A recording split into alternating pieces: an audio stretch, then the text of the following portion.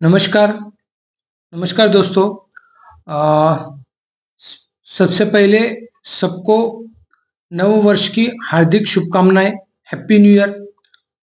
जैसे कि ये जो नया वर्ष शुरू हुआ है, तो ये नए वर्ष का मेरा पहला वीडियो है।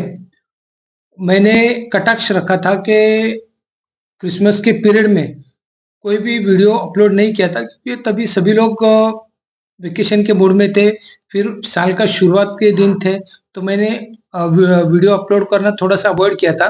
पर आज से मैं फिर एक बार वीडियो अपलोड करना शुरू कर रहा हूँ। अच्छा, आज सबसे पहले मैं विषय लेना चाहता हूँ कोऑपरेटिव बैंक्स के बारे में।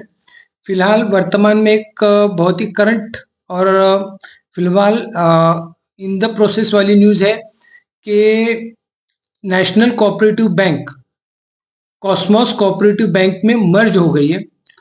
नेशनल कोऑपरेटिव बैंक के 13 ब्रांचेस है, ज़्यादातर ब्रांचेस कर्नाटक में हैं और कल से यानी 6 तारीख से वो सारी branches as a Cosmos Cooperative Bank के नाम से चलेंगी, यानी पूरी तरह से नेशनल कोऑपरेटिव बैंक कॉस्मोस में मर्ज हो जाएगी। इसके पहले कॉस्मोस में मराठा सहकारी बैंक और साहेबराव देशमुख कोऑपरेटिव बैंक, ये 2 बैंक्स ऑलरेडी मर्ज हो चुके हैं। तो मैं ये बताना चाहता हूँ कि फिलहाल का जो ट्रेंड है वो ग्लोबलाइजेशन का है। ज़्यादा से ज़्यादा कंपनियां आपस में मर्ज कर रही है, जैसे कि आईटीसी और हिंदुस्तान यूनिलीवर मोटे तौर पे छोटी-छोटी कंपनियों को एक्वायर कर रहे हैं और कंपटीशन को रेज कर रहे हैं। उनकी जो बेस है उसको बढ़ा रहे हैं। उसी तरह से बैंक्स भी ग्लोबलाइज हो रही है। बड़ी बैंकें छोटो बैंक को मर्ज कर रही है, प्राइवेट बैंक्स को। तो इसी प्रकार से ये जो ग्लोबलाइजेशन का जो फोर्स है, इसमें अगर सहकारी बैंकों को अपना अस्तित्व रखना है, तो उनको आपस में मर्ज होना पड़ेगा और ऐसी चुनिंदा कुछ कोऑपरेटिव बैंक्स ही देश में रहेंगी, तो वो प्राइवेट बैंकों के साथ, उनके टेक्नोलॉजी के साथ कॉम्पीट कर पाएगी। ओके, तो मुझे ऐसा लगता है कि ये तो शुरुआत है और आने वाले सालों में या आने वाले साल में बहुत सारे ऐसे कोऑपरेटिव बैंक्स हैं जो कि उनसे बड़े कोऑपरेटिव बैंक में मर्ज हो जाएंगी या फिर 2 या 3 छोटी-छोटी कोऑपरेटिव बैंक के आपस में मर्ज होके एक नई एंटिटी बनेंगी। और मैं ऐसा अपेक्षा रखता हूँ कि कोऑपरेटिव बैंक का जो थिंक टैंक है, उन्होंने भी इसके बारे में पॉजिटिव सोचना चाहिए। हालाँकि जो अपर बॉडी लेवल की जो लोग हैं, they are more capable than of me. तो मैं किसी को अपना ओपिनियन, सुझाव, राय तो नहीं दे रहा हूँ, पर ये ग्लोबलाइजेशन का फोर्स है, ये शायद इसको नहीं रोक पाएगा।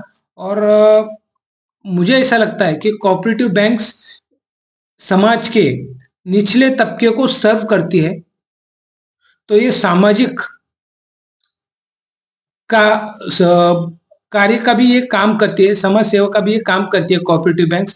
क्योंकि जो स्लम के लोग हैं, जो निचले तबके के लोग हैं, वो प्राइवेट बैंक्स में जाने को हेजिटेट करते हैं और वो अपना काम कोऑपरेटिव बैंक्स में करते हैं।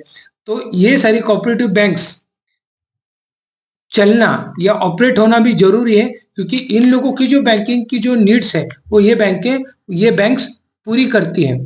तो मैं as a cooperative bank employees का हितैषी, मैं उनका एक हितैषी करके ये अपेक्षा करता हूँ कि कोऑपरेटिव बैंक्स, छोटी-छोटी बैंक्स मर्ज होके एक अच्छी एंटिटी, ये जो आने वाला ग्लोबलाइज्ड फोर्स है, इसके साथ कॉम्पीट करे, ऐसी अपेक्षा करता हूँ।